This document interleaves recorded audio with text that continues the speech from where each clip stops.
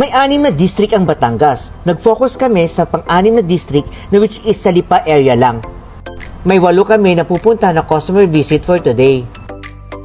At syempre, pinipare namin lahat ng kailangan nila. Ready kami sa lahat ng giveaway sample na ibibigay namin sa customer.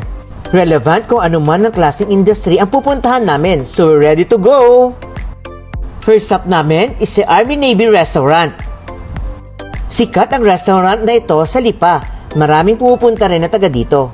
Ang restaurant na ito ay nangangailangan ng uniforms kasi this year magpapalit sila. Nagustuhan nila ang daladala nating sample.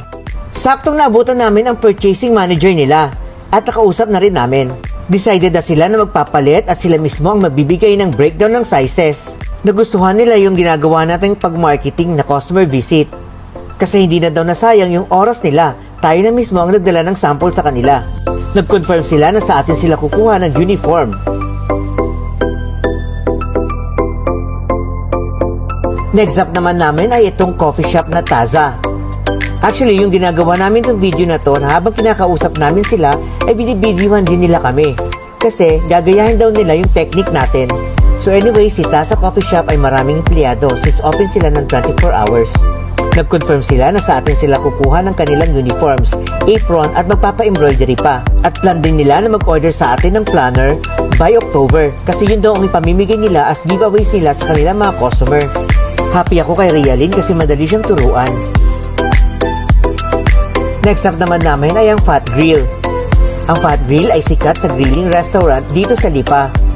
Smooth ang naging transaction namin dito. Sad to say, hindi sila aware na may transfer aid dito sa Robinsons Lipa na nagpo-produce ng mga customized uniforms. Uniform din ang target nila dito since marami silang branches sa Lipa.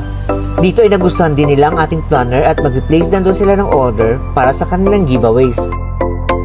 Next stop namin ay ang Mary Lane. Isa rin itong coffee shop na dinarayo dito sa Lipa.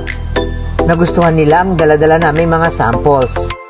Nagustuhan din nila ang uniform na dala natin. Then nagpadagdag pa sila ng nameplate, caps at apron. Next stop naman namin ay Publico, isa sa kitchen cafe. Dito ay nagki-cater sila ng binyag, kasal at marami pang event. Tayo ang kukunin nilang supplier para sa giveaways at kanilang uniform. 6 out of 8 ang successful na marketing natin sa Robinsons Lipa.